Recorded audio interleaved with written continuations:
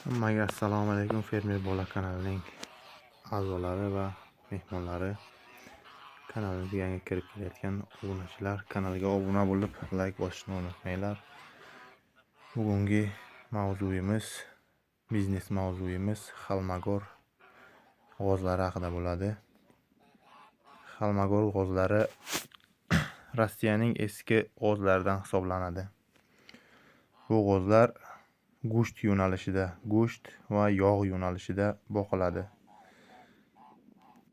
Xalmagor g'ozlari makonlari 8 kilogacha, xo'rozlari 12-16 kilogacha ves bosishi mumkin va ko'p yog' oladi. Bu g'ozlarning tuxumlash payti bahorda boshlanadi. Bu bir sezonda 35 tadan 45 tagacha tuxum berishi mumkin. Bu zot go'sht yo'nalishi bo'yicha bo'lganligi sababli tuxumni kam beradi. Shu sabab 30-35-40-45 tagacha tuxum berishi mumkin. Bularning inkubatsion vaqti 30-35 kun ichida inkubatsiyaga qo'ysangiz, inkubatordan jo'ja chiqarishingiz mumkin. O'zlari quruq bo'lib bosmaydilar.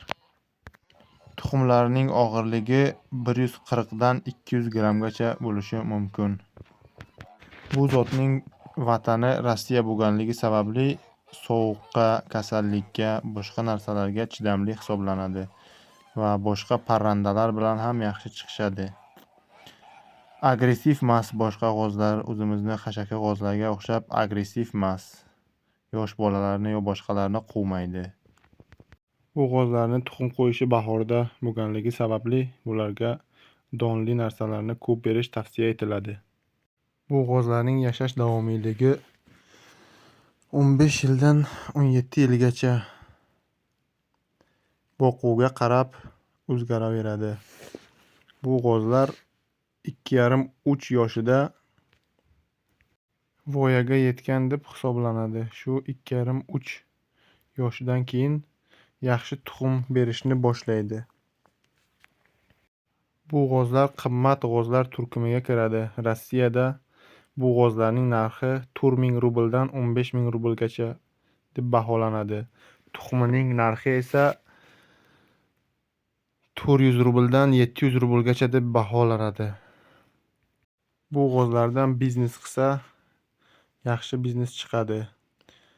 Go'shtni ko'p berganligi sababli, yog' ko'p berganligi sababli foyda ham yaxshi qoladi. Bu g'ozlarni O'zbekiston iqlimiga moslashi ham juda oson. Chunki bu g'ozlar iqlim tanlamaydi. Boshqa iqlimlarga tez ko'nikib ketaveradigan g'ozlar turkumiga kiradi. Bu g'ozlarga 3 makonga bitta xo'roz qilib qo'ysangiz yaxshi bo'ladi. Hosildorligi ham yaxshi bo'ladi. Undan kam bo'lsa ham bo'ladi, ko'p bo'lsa sal hosildorligi tushishi mumkin. Shuning uchun 3 ta makon qo'ysangiz bitta xo'rozga eng ma'qul yo'li shu. Bu g'oz haqida biladigan narsalarimizni siz bilan ulashdik. Fikringizni kommentariyada qoldiring. Keyingi videolarda ko'rishguncha xayr deb qolamiz. Ajratgan vaqtlaringga rozi bo'lasizlar. Hammaga xayr, rahmat.